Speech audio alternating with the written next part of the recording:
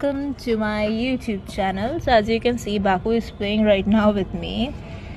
So today I'll talk about him only because he is very much energetic, active, but from past few days, just because of the noise of the crackers, he is not eating. He's not he's not active at all.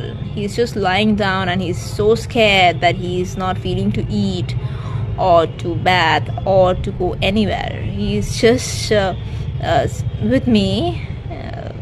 So there's a request which I'll say. Baku ball koi ball.